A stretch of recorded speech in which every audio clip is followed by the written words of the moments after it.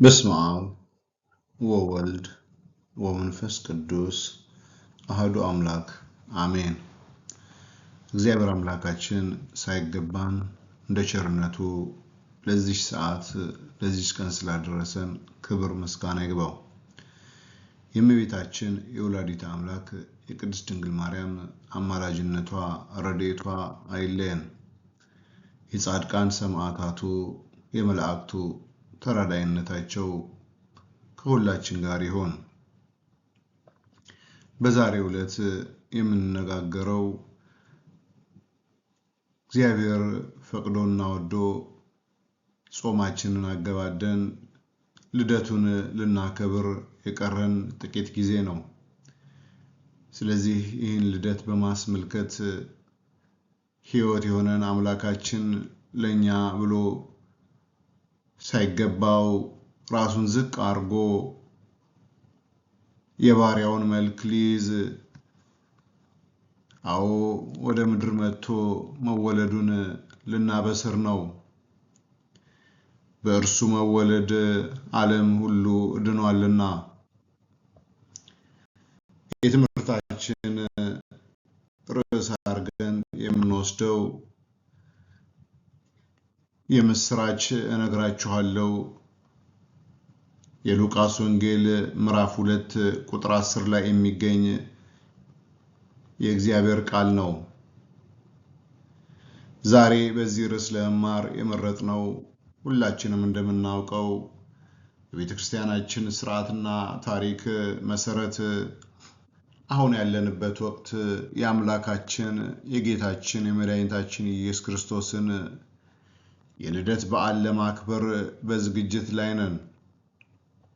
በቤተክርስቲያናችን ከምናከብራቸው 9 አበይት የክርስቶስ በዓላት መካከል አንዱን በዓል ልደተ ክርስቶስን እናከብራለን። ለዚህም ይህን ርዕስ መርጠናል። በዚህ ርዕስ ለመነጋገር እንዲመቸን በ5 ነጥቦች እንክፈለው። በመጀመሪያ በዚህ ርዕስ ውስጥ ማን ለማን እንደተናገረ እነጋገራለን። የምስራቹ ለማን ተናገረ፣ ምስራቹ ለማን ተነገረ የሚለውን ነገር እናያለን። በመቀጠል ይህ ቃል መቼና የት ቦታ እንደተነገረ እንመለከታለን። በሶስተኛ ደረጃ የምስራች ማለት ምን ማለት እንደሆነ እነጋገራለን። በአራተኛ ደረጃ ዛሬስ የምስራቹ ለማን ነው የሚነገረው የሚለውን በማንሳት በመጨረሻ በዚህ ምስራች እኛ እንዴት መመላለስ እንደሚገባን በማየት ትምህርታችንን እንጠቀልለዋለን። አምላካችን እግዚአብሔር በነገር ሁሉ ማስተዋልን እንዲሰጠን ቅዱስ ፍቃዱ ይሁን። በዚህ ርዕስ በመጀመሪያ ማን ለማን እንደተናገረ የሚለውን ነጥብ አንስተን እንነጋገር። የምስራቹ የተነገረው በዚህ በብስራት የተነገረው የምስራቹን የተናገረው ያ ብሩህ የሆነ መልአክ በእግዚአብሔር ፊት የሚቆመው እኔ በእግዚአብሔር ፊት የምቆመው ቅዱስ ገብርኤል ነኝ እንዳለ ሉቃስ 1:19 ላይ መልአከ ብስራት መጋቢ ሐዲስ ዜናዊ ሐዲስ አብሳሪ ትስብእት መልአከ ብርሃን ፍስሐ ገጽ ተብሎ የሚጠራው ሊቀ መላእክት ቅዱስ ገብርኤል ነው የምስራቹን የተናገረው። ቅዱስ ገብርኤል ይህን ቃል የተናገረው በሌሊት መንጋቸውን ሲጠብቁ ላደሩ ለእረኞች ነው። አምላካችን የዓለምን ደካማ ነገር መርጦ ነው የምስራቹን የሚያሰማው። ምናልባት በዓለም ስንኖር ሰዎች መልካሙን ዜና የተሻለውን ነገር ቅድሚያ ለባለጸጎች ወይንም በምድር ላይ በከፍታ የሚታዩ ሰዎች እንዲሰሙት ወይም በዛ ነገር ላይ ሱታፌ እንዲኖራቸው ነው የሚያደርጉት። አምላካችን ግን የተናቀውን ደካማውን እረኛውን መረጠ። ለእረኞቹ ቅዱስ ገብርኤል አብስሯቸዋል።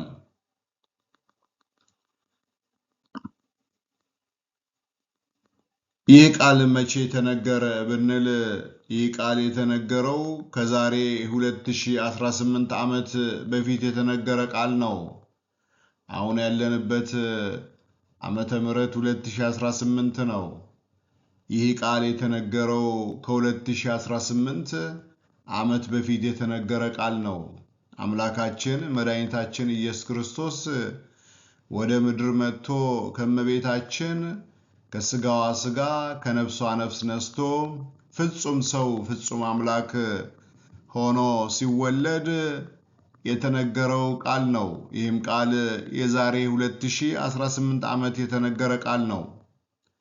ቃሉም የተነገረው በፍልስጤም ምድር፣ አዎ ቤተልሔም በፍልስጤም ምድር የምትገኝ ነችና በፍልስጤም ምድር በቤተልሔም በዳዊት ከተማ የተነገረ ቃል ነው። ምስራች ማለት ምን ማለት ነው? ምስራች ስንል አስደሳች ዜና ማለት ነው። መልካም የተቆረጠ ተስፋን የሚቀጥል ማለት ነው። ሰዎች ሐዘን በልባቸው ላይ ካለ ሐዘንን የሚያርቅ የሞት ወጥመድን የሚሰብር ማለት ነው። በሕይወታችን ብዙ እንቆቅልሾች አሉብን። እነዛን እንቆቅልሾችን የሚፈታ ማለት ነው።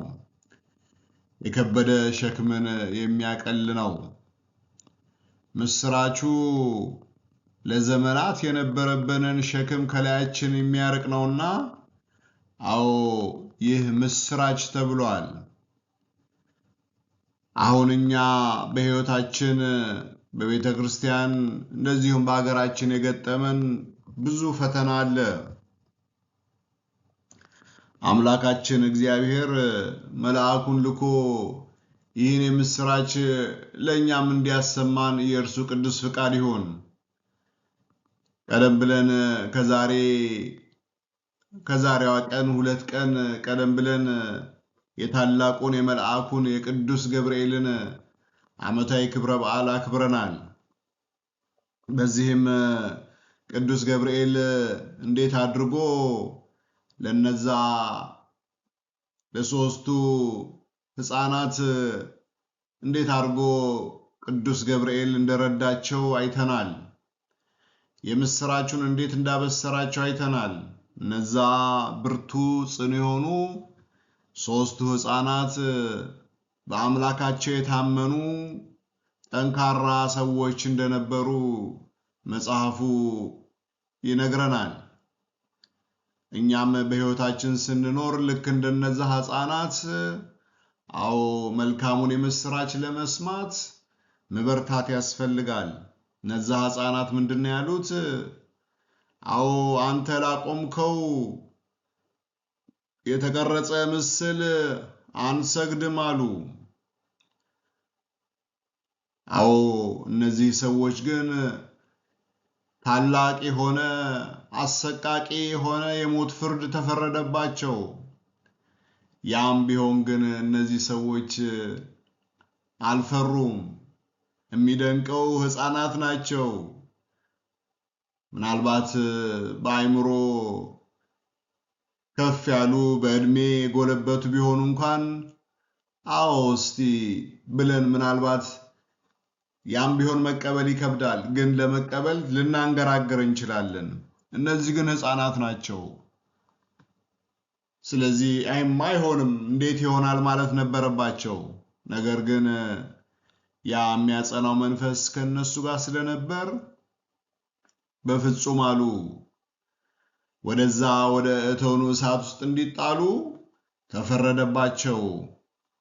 እነሱ ግን አምላካችን ባያድነንም እንኳን አሉ፣ ባያድነንም እንኳን አንተ ላቆምከው ምስል አንሰግድም ብለዋል። ያን የምስራቹን ይዞ የመጣው ያ መልአኩ ቅዱስ ገብርኤል ነው። ከእነርሱ ጋር ወደ እሳቱ አብሮ ተጣለ።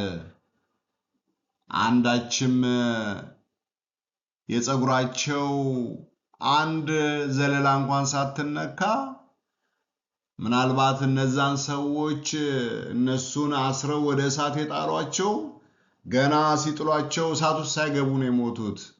የእሳቱ ወላፈን ምን ያህል ከፍተኛ መሆኑን ያሳየናል።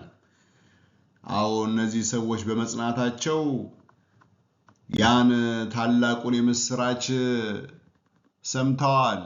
ከአምላካቸው ከመድኃኒታቸው ከኢየሱስ ክርስቶስ አዎ በሕይወት እንዲኖሩ መልአኩን ልኮ አምላካችን አድኗቸዋል። መልአኩን ሳይልክ እግዚአብሔር ማዳን ይቻለዋል።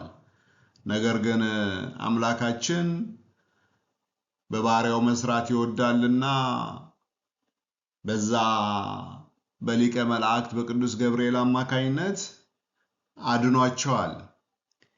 ይህ የምስራች የተነገረው ለተነጋገርነው ለነዛ ለእረኞች ነው።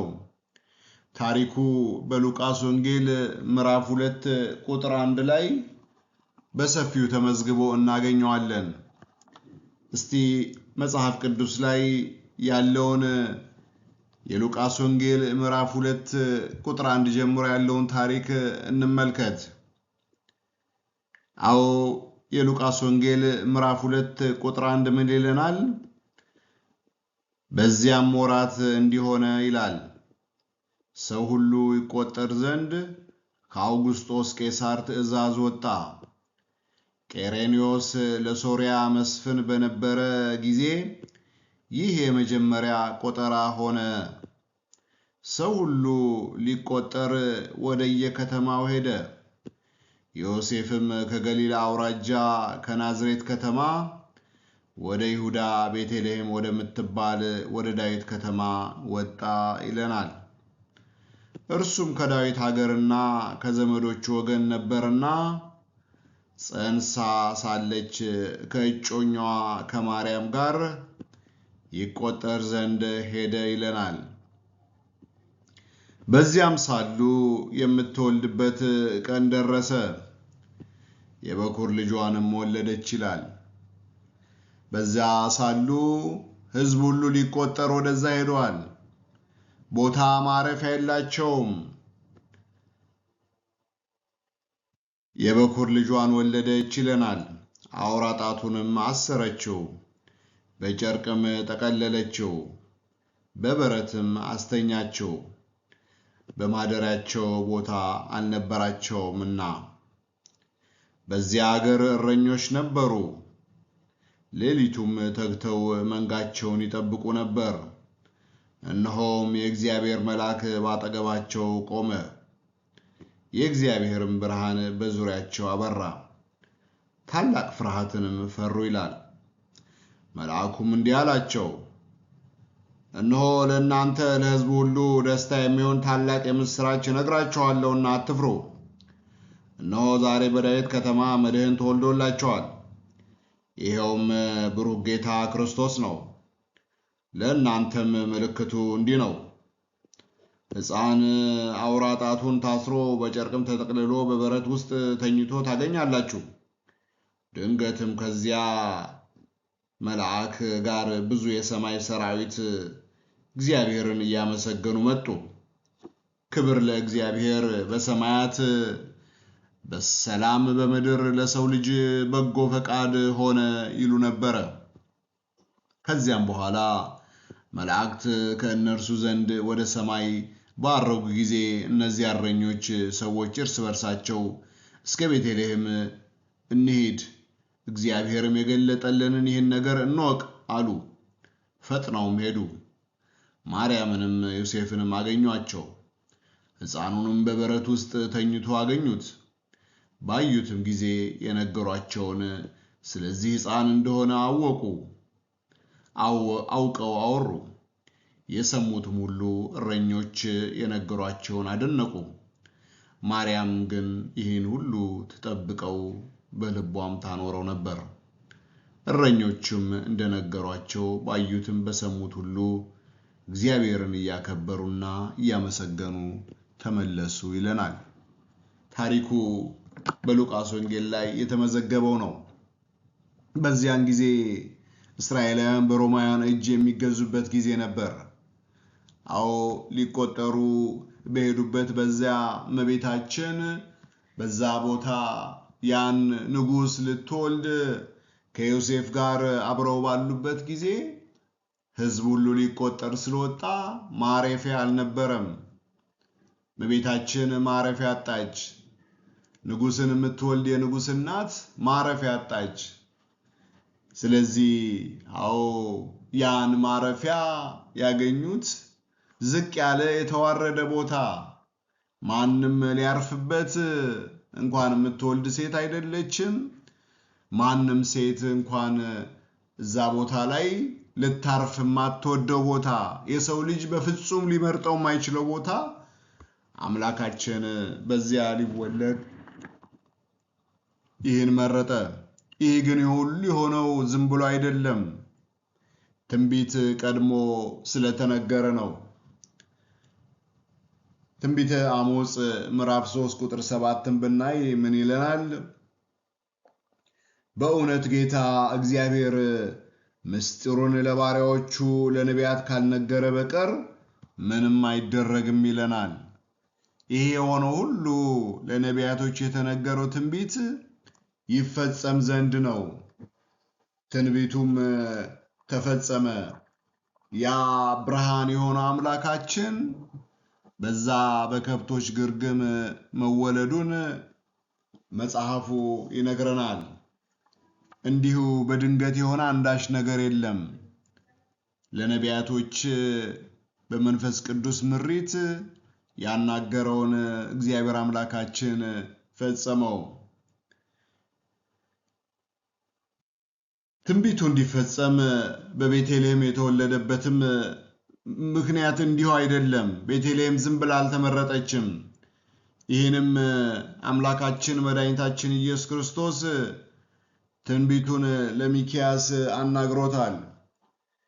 ትንቢተ ሚክያስ ምዕራፍ 5 ቁጥር 2 ብንመለከት አንቺ ቤተልሔም ኤፍራታ ሆይ አንቺ በይሁዳ ከአላፍ መካከል ትሆኚ ዘንድ ታናሽ ነሽ። ከአንቺ ግን አወጣጡ ከቀድሞ ጀምሮ ከዘላለም የሆነ በእስራኤልም ላይ ገዥ የሚሆን ይወጣልኛል። ይህ ነገር ቀድሞ በትንቢት የተነገረ ነው። ትንቢተ ሚልክያስ 5:2 ላይ ቀድሞ በቤተልሔም ያ ንጉሥ እንደሚወለድ በመጽሐፍ ተመዝግቦ እናገኘዋለን። አምላካችን ለምን በዛ በከብቶች ግርግም ተወለደ ስንል ነቢያቶች የተነገሩት ትንቢት ይፈጸም ዘንድ ነው።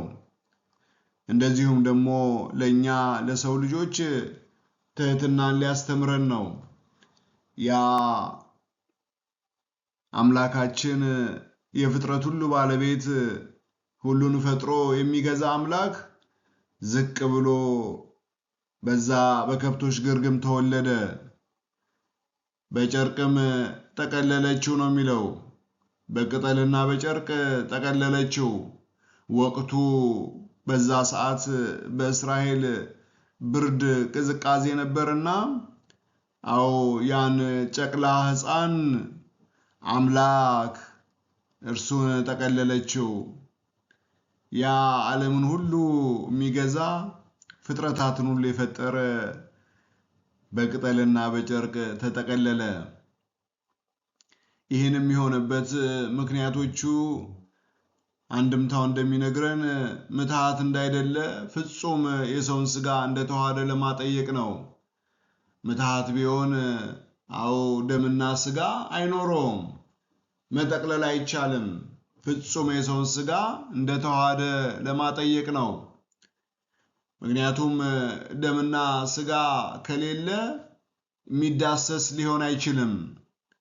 ፍጹም ከእመቤታችን ከሥጋዋ ሥጋ ከነፍሷ ነፍስ ነስቶ እንደተወለደ ለማጠየቅ ነው። እንደዚሁም ጠቀለለችው ሲል በዕለተ ዓርብ በአርማትያሱ ዮሴፍና የማታ ተማሪው ኒቆዲሞስ በመግነዘ ጨርቅ እንደሚጠቀለልም ለማጠየቅ ነው።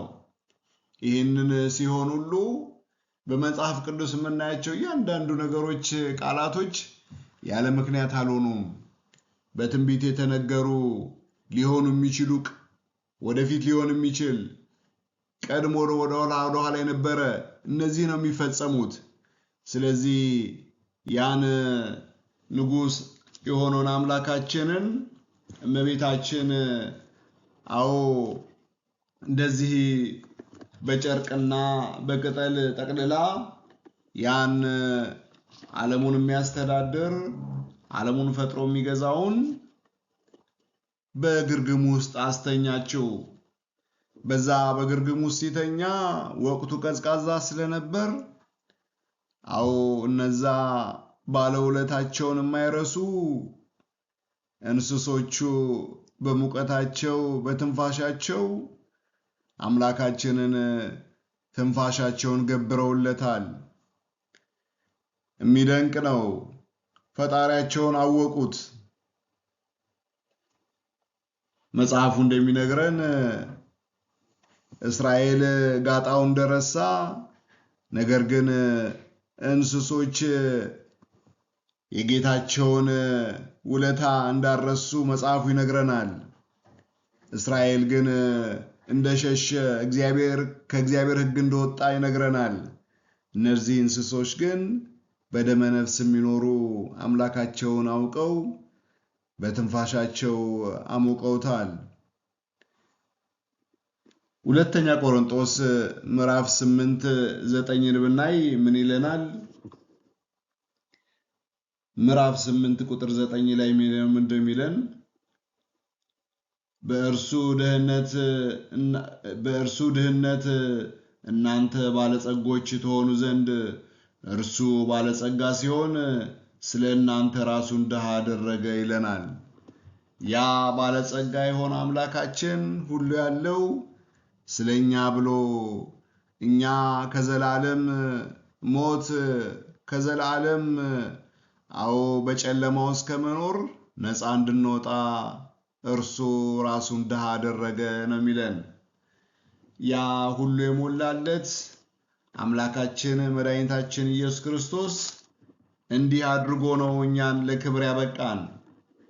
ያ የበቃንበትን ክብር እንዲሁ በዋዛ በፈዛዛ እናየዋለን። እየኖርንበት አይደለም ያለነው። እንዴት አድርገን ወደዚህ ክብር እንደመጣን ልደቱን ስናከብር የምናየው ነው። ሁልጊዜ ይሄን ልደቱን ስናስብ ያ ከባርነት ነፃ የወጣንበት ከተጫነብን ቀንበር ነፃ የወጣንበት ጊዜ ነው። ታዲያ እንዴት የሚደንቅ አምላክ ነው! ይህ ከአእምሮ በላይ ነው። ለእርሱ ማንነታችንን ሰጥተን መገዛት የግድ ይለናል።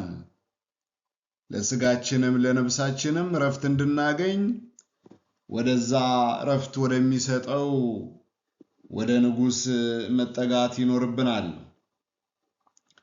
በማቴዎስ ወንጌል ምዕራፍ 11 ቁጥር 29 ብናይ ምንድነው የሚለን? መጽሐፉ አምላካችን መድኃኒታችን ኢየሱስ ክርስቶስ እርሱ ምናለን? ቀንበሬ በላያችሁ ተሸከሙ፣ ከኔ ተማሩ፣ እኔ የዋህ ነኝና ልቤም ትሑት ነውና ይለናል። ለነፍሳችንም ረፍት እንደምናገኝ መጽሐፉ ይነግረናል። ስለዚህ ከዛ የዋህና ትሑት ነኝ ከሚለው አምላክ መማር ይኖርብናል። በሕይወታችን ስንኖር ሁላችንም የዋሆች እንደዚሁም በትህትና መመላለስ አለብን። እነዚህን ነገር ገንዘብ ካላደረግን የእግዚአብሔር መሆን አይቻልም። ርስቱን መውረስ አንችልም። ምናልባት እኔ ንስሐ ገብቻለሁ፣ እኔ ሥጋ ወደሙ እየተቀበልኩ ነው ብለን ርስቱን ቀድመን እንደወረስን ወይም ከኛ በላይ ቀድሞ ወደ እግዚአብሔር የቀረበ እንደሌለ ማሰብ የለብንም። ትህትናንና ትህትናንና የዋህነትን ገንዘብ ካላደረግን ያ የምናደርጋቸው ነገሮች ሁሉ ወደ እግዚአብሔር ሊያቀርቡን አይችሉም። ስለዚህ የሰው ልጅ በማንነቱ መመካት የለበትም። አምላካችን የሰው ልጅ እንዳይመካ ያ የፍጥረት ሁሉ ባለቤት የሆነው አምላካችን ዝቅ ብሎ ተዋርዶ በዛ ለአፍንጫ በሚከረፋ ደስ በማይል በሚያስጨንቅ ሁኔታ ሰዎች ለሰከንድ እንኳን ጎናቸውን የማያሳርፉበት ያ ብርሃን የሆነው አምላክ በዚያ ተኝቶ በግርግም ተኝቶ አየነው። ስለዚህ ታዲያ ይህን ካየን ለምን እንመካለን? ለምን እንመጻደቃለን? ከኛ ውጪ ማን አለ? እኛ ብርቶች ነን። ከኔ ውጪ ማን አለ? እኔ ኃያል ነኝ እንዴት እንላለን? የኃያላን ኃያል የጌቶች ጌታ የሆነው አምላክ እንዴት ራሱን ዝቅ አርጎ አዋርዶ እንዳሳየን ከሱ ልንማር የግድ ይለናል። እርሱም ያለው ከኔ ተማሩ እኔ የዋህ አለ እኮ። ስለዚህ በልቡም አንዳች ነገር የሌለበት በትህትና የተሞላ አምላካችን ከእርሱ ልንማር የግድ ይለናል። አንደኛ ቆሮንቶስ ምዕራፍ 1 ቁጥር 27ን ብንመለከት ነገር ግን እግዚአብሔር ጥበበኞችን ሊያሳፍር የዚህን ዓለም ሰነፎች መረጠ ይላል።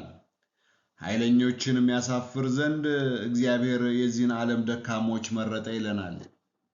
ስለዚህ በምድር ላይ ስንኖር ብርቱ በመሆናችን ባለጸጋ በመሆናችን እንደዚሁም የተለያየ መልካም ነገር በማድረጋችን ለቤተ ክርስቲያን ምናልባት ሰዎች ቤተ ክርስቲያን አሰርቻለሁ፣ ይህን መልካም ነገር አድርጌያለሁ፣ ያ ማድረጉ መልካም ነገር ነው። ነገር ግን በትዕቢት ከተሞላ ትህትና ከሌለው የምናደርገው ነገር ሁሉ ዋጋ የለውም። እግዚአብሔር የሚመርጠው የዓለምን ምናምንቴ ነው። ያንኮ ብስራቱን ያበሰራቸው መልአኩ ለእረኞች ነው። በምድር ላይ እረኛ የተናቀ ነው። ዝቅ ላሉት ለባለጸጎች በዛን ዘመን ለነበሩ ታላላቅ ሰዎች አይደለም ያ የምስራች የተነገረው። ለነዛ ዝቅ ላሉት ለተዋረዱት ለእረኞች ነው። እግዚአብሔር የዚህን ዓለም ምናምንቴን የመረጠው። ቤተልሔም ዝቅ ያለች ቦታ ነች። በዛን ዘመን ቤተልሔም ዝቅ ያለች ቦታ፣ እንደዚሁም ኃጢአተኞች የሚበዙባት የተዋረደች ከተማ ነበረች። አምላካችን ግን የተዋረዱትን መረጠ። እርሱ የመጣው ለበሽተኞች እንጂ መድኃኒት የሚያስፈልጋቸው በሽተኞች እንጂ ጤነኞች አይደሉም። ስለዚህ በሽተኞች የሚበዙበትን ቦታ መረጠ ሊያድናቸው። አመንዝራዎች፣ ቋንጃ ቆራጮች የበዙበት ቦታ ነው ቤተልሔም። አምላካችን ያንን ቦታ መረጠ። እነርሱን ሊታደግ እነርሱን ሊያድን ይህን አደረገ። በትንቢተ ኤርምያስ ምዕራፍ 9 ቁጥር 23ን ብንመለከት እንዲህ ይለናል። ትንቢተ ኤርምያስ ምዕራፍ 9 ቁጥር 23 እንዲህ የሚል ቃል አለ። እግዚአብሔር እንዲህ ይላል፣ ጠቢብ በጥበቡ አይመካ፣ ኃያልም በኃይሉ አይመካ፣ ባለጠጋም በብልጥግናው አይመካ። ነገር ግን የሚመካ ምሕረትና ፍርድን ጽድቅንም በምድር ላይ የሚያደርግ እግዚአብሔር መሆኑን በማወቅ በትህትና መኖር እንዳለብን መጽሐፉ ይነግረናል። የሚመካ በእግዚአብሔር ይመካ አለ ኤርምያስ ሲናገር። ስለዚህ ትምክታችን እግዚአብሔር ሊሆን ይገባል። ትምክታችን በዚህ ዓለም ያለ ዕውቀት፣ በዚህ ዓለም ያለ ማንነት በዚህ ዓለም ያለ አንደበተ ርቱዕነት፣ በዚህ ዓለም ያለ መልከ መልካምነት እግዚአብሔር ክብሩን ይገልጽ ዘንድ አንዱን መልከ መልካም አንዱን ፉንጋ የተለያየ አድርጎ ፈጥሮናል። ግን እርሱ እኩል ነው የሚያየን። የአንድ አባት ልጆች ነን ሁላችንም። ነገር ግን ምድር ላይ ስንኖር መልከ መልካም ፉንጋ እያልን ሰዎችን እንከፍላለን። እግዚአብሔር ግን በማንነታችሁ አትመኩ አለ። የሚመካ በእግዚአብሔር ይመካ ብሏል። ስለዚህ ያ አምላካችን ዝቅ ብሎ በትህትና ሲወለድ የሰው ልጅ በማንነቱ እንዳይመካ ሊያስተምረን ነው። ሁላችንም የአንድ አዳምና የአንድ ሔዋን ልጆች ነን። ስለዚህ በማንነታችን መመካት ሳይሆን ራሳችንን ዝቅ በማድረግ ከአምላካችን ልንማር ይገባል። አምላካችን ምን አለ? ከእኔ ተማሩ ነው ያለው። እኔ የዋህ አለ። ስለዚህ ያን ማድረግ የግድ ይለናል። ትንቢተ ኢሳይያስ ምዕራፍ 2 ቁጥር 22 ላይ ብንመለከት ምን ይለናል? ድንጋይ ዋሻና ወደ ተሰነጠቁ ዓለቶች ውስጥ ይገባሉ። እስትንፋስ ምን ይለናል? እዚህ ጋር ያለው ቃል ልንመለከተው ይገባል። የሰው ልጅ በማንነቱ መመካት እንደሌለበት መጽሐፉ እንዲነግረናል። ትንቢተ ኢሳይያስ ምዕራፍ 2 ቁጥር 22 ላይ እስትንፋሱ በአፍንጫው ያለበትን ሰው ተዉት፣ እርሱ ስለምን ይቆጠራል ይለናል። አቅማችን እቺ ነች። ምናልባት አንድ ሰው አፍና አፍንጫው ቢታፈን ምናልባት የጥቂት ሰከንድ ነው፣ ነፍሱ ከስጋው ይለያል። ስለዚህ እስትንፋሱ አፍንጫው ላይ ያለችውን ሰው ስለምን ይቆጠራል ተወው ነው የሚለው። ስለዚህ በማንነታችን እንዳንመካ እግዚአብሔራችን አምላካችን መድኃኒታችን ኢየሱስ ክርስቶስ ይህን አስተምሮናል። በነዛ በተናቁት ዝቅ ባሉት ሌሊቱን ሙሉ መንጋቸውን ሲጠብቁ የነበሩ እረኞች በዙሪያቸው ያ ብርሃን በርቶላቸዋል። እንደዚህ ነው ዝቅ ስንል በምድር ላይ ስንኖር ራሳችንን አዋርደን አምላካችን ያደረገልንን ምሳሌ እርሱን መስለን ዝቅ ብለን ስንኖር በዙሪያችን ብርሃን ይበራል። ጌታችን በሌሊት ነው የተወለደው። እንደዚሁም ጥምቀቱም በሌሊት ነው። ትንሣኤውም በሌሊት ነው። ይህን ሁሉ ያደረገው ከሌሊት ቀጥሎ ንጋት እንዳለ በጨለማ ውስጥ እንደኖርን እንደማንቆይ ከዛ ከድቅድቅ ጨለማ እንደሚያወጣን እየነገረን ነው። ስለዚህ እሱ ያደረጋቸው ነገሮች ሁሉ በሌሊት የሆኑት የሰው ልጅ በአዳም ውድቀት ምክንያት አዳም አባታችን በሳተው ምክንያት ሔዋን እናታችን በሳቱት የሰው ልጅ ለዘላለም ባርነት ተሰጥቶ ነበር። ነገር ግን አምላካችን ከዛ ከዘላለም ባርነት ሊያወጣን የሰው ልጅ እሱ ካልተወለደ እንደማይድን ነቢያቶች ሲናገሩ ምንድነው ያሉት? ጽድቃችን ሁሉ እንደ መርገም ጨርቅ ሆነብን ያሉት። ነቢያቶች ሕይወታቸው ሁሉ ማንነታቸውን ለእግዚአብሔር የሰጡ ሰዎች ናቸው። ነገር ግን ያ አዳም አባታችን ሔዋን እናታችን እግዚአብሔር በሰጣቸው ትእዛዝ መሄድ ሲገባቸው ስለተላለፉ የሰው ልጅ ለዘላለም ድቅድቅ ጨለማ ውስጥ የዘላለም ሞት ውስጥ ሆኖ ነበር። ነገር ግን አምላካችን ተወልዶ የሰውን ልጅ ከዛ ከጨለማ ማውጣቱን ሊያሳየን ሁሉን ያደረጋቸው ነገሮች ሁሉ ልደቱን በሌሊት አደረገ፣ ጥምቀቱንም በሌሊት እንደዚሁም ትንሣኤውንም በሌሊት አድርጎ ወደዛ ለዘላለም ብርሃን ወደ ሆነው ሕይወታችሁ መልሻቸዋለሁ ሲል ይህን አድርጓል። በትንቢተ ኢሳይያስ ምዕራፍ 9 ቁጥር 2 ብንመለከት ምን ይለናል? በጨለማ የሄደ ሕዝብ ብርሃን አየ፣ በሞት ጥላ ሀገርም ለኖሩ ብርሃን ወጣላቸው አለ። በጨለማ ሄደ ብርሃን አየ አለ። በሞት ጥላ ሀገር ውስጥ ነበርን። አዎ በነበረብን መርገም ኃጢአት በሞት ጥላ ውስጥ ነበርን። የሰው ልጅ ሁሉ በሞት ጥላ ውስጥ ነበረ። በሲኦል ውስጥ የተጣለ ነበረ። እግዚአብሔር ግን ያን ጨለማ ብሎ የሚገልጸው እዚህ ጋር ኃጢአትን ነው፣ ሞትን፣ መቃብርን እንደዚሁም ሲኦል ለነበሩ ነፍሳት ነው። አምላካችን በሞት ጥላ የነበረ ብርሃን አየ አለ። ያ ብርሃን የሆነው የእርሱ ብርሃንነት ከአእምሮ በላይ ነው። ምናልባት ጠዋት ስንነሳ ፀሐይ ብርሃን ስትሰጥ ልናይ እንችላለን። ያ ብርሃን ደስ ያሰኛል። ብርሃን ስናይ ደስ ይላል። ምናልባት ማታ ሲሆን ጨለማ ነው። በጨለማ ምንም ነገር ማየት አንችልም። ነገር ግን ብርሃን ስናይ ነገሮች ሁሉ ይቀናሉ። ነገሮችን ማድረግ እንችላለን በቀላሉ። ስለዚህ ያ ተፈጥሯዊ ብርሃን ነው። ነገር ግን አምላካችን የሰጠን ብርሃን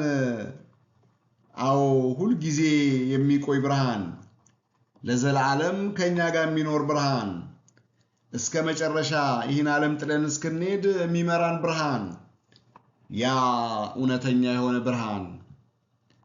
እስራኤሎችን የሚመራቸው ድንጋይ ነበረ። ያ ድንጋይ የሚመራ ድንጋይ፣ ትንቢት የተነገረለት ያ ድንጋይ፣ የማዕዘን ራስ የሆነው ድንጋይ ኢየሱስ ክርስቶስ ነበር። ይመራቸው ነበረ። የሚመራ ድንጋይ እንዴት ደስ ይላል! ያ የማዕዘን ራስ የሆነው ላላመኑበት ለብዙዎቹ መሰነካከያ ሆኗል። ያ ብርሃን ይመራቸው ነበረ።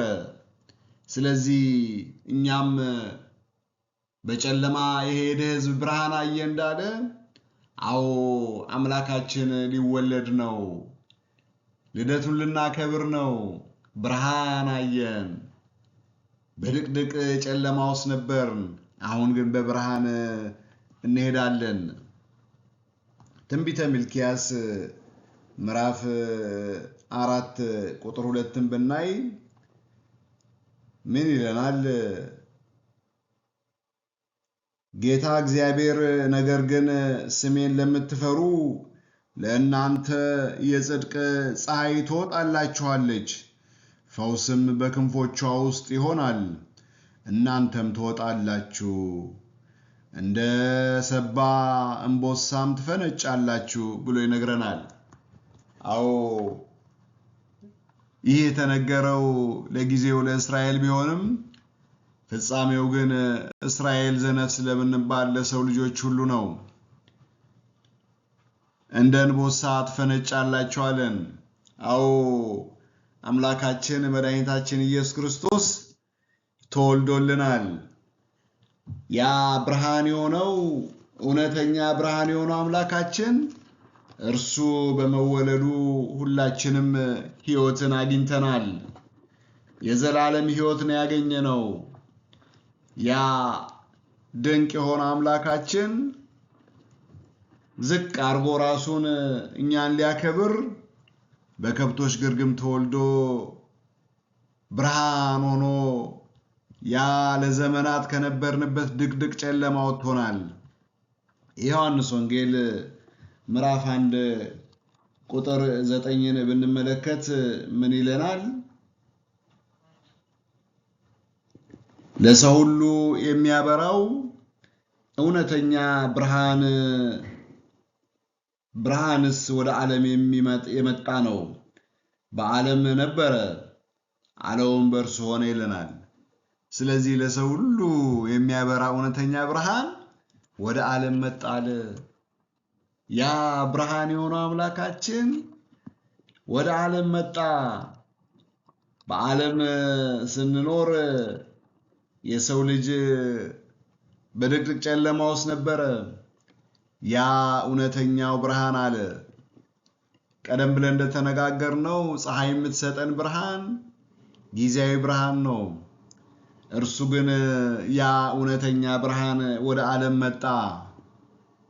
ለኛ ከድቅድቅ ጨለማ ውስጥ ነበርንና ወደ ብርሃን ሊያወጣን። ስለዚህ እውነተኛውን ብርሃን የያዘ አይሰናከልም፣ እንቅፋት አይመታውም። እውነተኛውን ብርሃን ይዟልና የጊዜ ገደብ ሳይገድበው ጠዋት ማታ አይልም፣ ሁልጊዜ ብርሃን። ስለዚህ በሕጉ ልንኖር የግድ ይለናል። ዳዊት ሲናገር ምንድን ነው ያለው? አዎ ያ የእግዚአብሔር ሕግ መብራት እንደሆነ ይነግረናል። ስለዚህ ሕጉን ስንጠብቅ ነው እውነተኛውን ብርሃን ከኛ ጋር ሊሆን የሚችለው።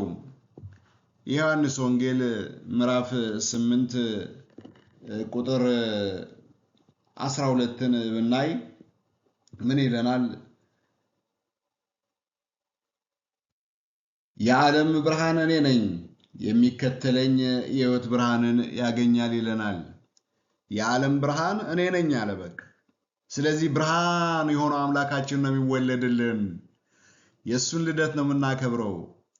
ስለዚህ የዓለም ብርሃን ከኛ ጋር ካለ ሌላ የዓለም ሌላ ብርሃን ሌላ ዓለም ላይ ያለ ስጋዊ ደስታን ለምን እንፈልጋለን? እውነተኛው ብርሃን እግዚአብሔር ከኛ ጋር ከሆነ ምን ያስፈልገናል?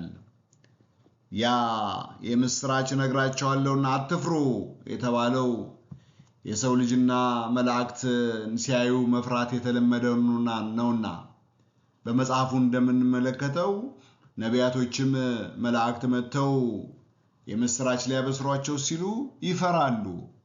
እንደዚሁም የሰው ልጅ ዳንኤልን ብናይ፣ በመጽሐፍ ቅዱስ ቆርኔሌዎስን ብናይ እንደዚህ የእግዚአብሔር የሆኑ ሰዎች መላእክት ሲገለጡላቸው እንደዚሁም እመቤታችንም አትፍሩ ይላሉ።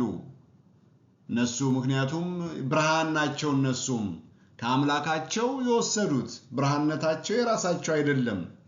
ያ ብርሃን ከአምላካቸው የተጋባባቸው ከአምላካቸው የወሰዱት ብርሃን ነው።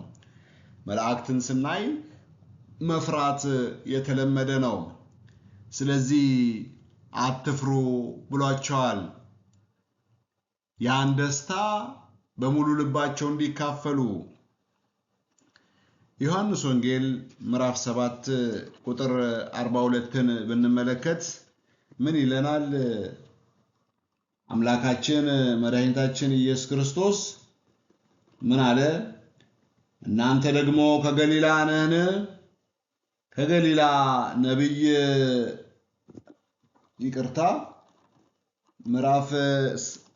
ዮሐንስ ወንጌል ምዕራፍ 7 ቁጥር 42 እንመልከት።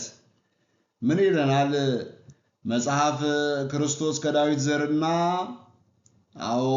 ከዳዊት ከተማ ከቤተልሔም ይመጣል ይላል። ስለዚህም ከዳዊት ዘርና እመቤታችን ከዳዊት ዘር ነችና ከዳዊት ዘርና ከቤተልሔም ይወጣል ብሎ ይነግረናል። ዘር የተባለው ከድንግል ማርያምን እንደሚወለድ ሲነግረን ነው። ስለዚህ ከዳዊት ዘር የወጣው ያ ብርሃን የሆነው ክርስቶስ በቤተልሔም ተወልዶ ለሰው ልጅ ሁሉ የዘላለም ድህነት እንዲያገኝ ከነበረብን የዘላለም ሞት ያወጣን አምላካችን ነው። በሰኞ ውዳሴ ማርያም ሁልጊዜ ጸሎት ላይ ስናረግ የምንሰማው ይለናል፣ የነቢያት ሀገራቸው ቤተልሔም ሆይ፣ የነቢያት ሀገራቸው ቤተልሔም ሆይ ደስ ይበልሽ፣ ሁለተኛው አዳም ክርስቶስ በአንቺ ዘንድ ተወልዷልና። የቀድሞውን ሰው አዳም ከምድር ከሲኦል ወደ ገነት ይመልሰው ዘንድ አዳም ሆይ መሬት ነበርክና ወደ መሬት ትመለሳለህ ብሎ የፈረደበትን የሞት ፍርድ ያጠፋለት ዘንድ ይለናል። ቅዱስ ኤፍሬም እንዴት አድርጎ ነው የተረከው? እግዚአብሔር አምላካችን ሳይገባን ለዚች ለተመረጠች ታላቅ ቅዱስ ቀን ስላደረሰን ክብር ምስጋና ይግባው። ምናልባት በስላይዱ ላይ ያዘጋጀሁት በጣም ሰፊ ነውና አንዳንድ ወደ መጨረሻ ላይ ያሉ ጥቅሶችን አልተጠቀምኩባቸውም። ስለዚህ ይህን ስለምታገኙት ቀሪውን ደግሞ በማየት ያን ብርሃን የሆነው አምላካችን ተወለደልን ብለን ደስ ብሎን ልደቱን እንድናከብር የአምላካችን የመድኃኒታችን ኢየሱስ ክርስቶስ ቅዱስ ፍቃዱ ይሁን። ይቆየን። ወስብሐት ለእግዚአብሔር።